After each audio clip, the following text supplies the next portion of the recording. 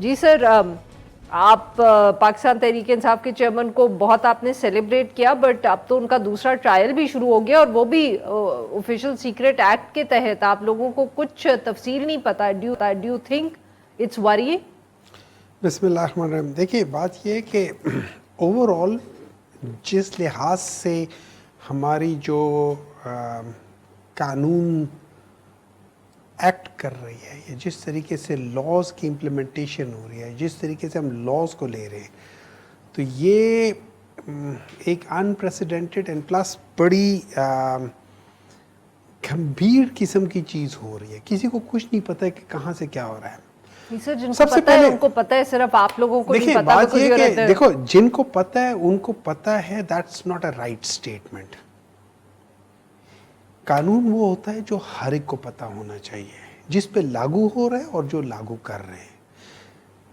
अगर जो कानून के मुहाफिज हैं, जो आपकी केस प्लीड करते हैं, उनको कुछ नहीं पता तो फिर किसको पता है? जब आप बहुत सारी चीजें देखिए, सिंपल सी बात ये, इन्होंने पिछले 1.25 साल में कोई 200 केसेस कर दिए हैं, और उसकी वजह यह है कि शायद कोई ना कोई केस कहीं ना कहीं तो अड़ जाए। आपने जो कहा ना कि ये इनको रिलीफ मिली है, एक्चुअली इसमें कोई रिलीफ नहीं है। ये सारे प्रॉब्लम्स थी जो पीटीआई चेयरमैन के सामने रखी जा रही थी। इनमें से एक भी सही केस नहीं है। तो जो सही केस नहीं है, जब वो सेट असाइड होना शुरू होता है तो लोग कहते हैं रिलीफ मिले। ये रिलीफ नहीं है, ये पहले ही गलत काम हो रहा था। ठीक है सर, ठीक है। नंबर 1, फॉर एग्जाम्पल, जब आपने ये जो तोशाखाना का केस था, इस केस के अंदर कुछ भी नहीं था। इसमें वो प्ली ली गई है कि जो कहते हैं इलेक्शन कमीशन, जिसकी मियाद 3 महीने, आप 2 साल बाद उसको उठा के डाल रहे हो।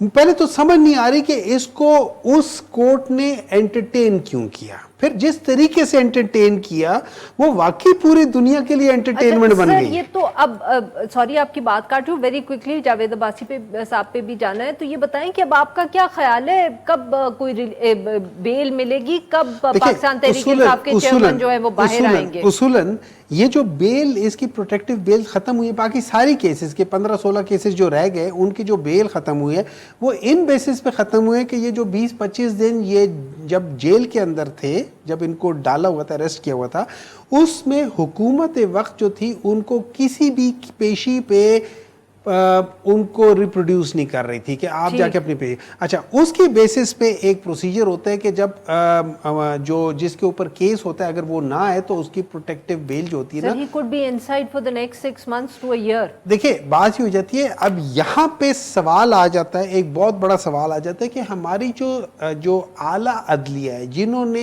इस मुल्क के अंदर एक इंसाफ का, या एक बहुत बड़ा क्वेश्चन आ रहा है जुडिशरी के ऊपर, जुडिशियल सिस्टम के ऊपर क्वेश्चन आ रहा है। अच्छा, ये जुडिशियल सिस्टम के ऊपर जो क्वेश्चन है, ये आज से नहीं है, ये हमेशा से। तो क्या ये टाइम आ गया है कि हम जुडिशियल सिस्टम को रिव्यू करें और उसको बेहतर करें, ताकि किसी के बाद कोई शख्स भी हो, और इसमें हम लोग तो देखिए, इनमें पॉलिटिशियन को छोड़ दें, जो असल सफर है तो आम लोग हैं। हाँ, ठीक है।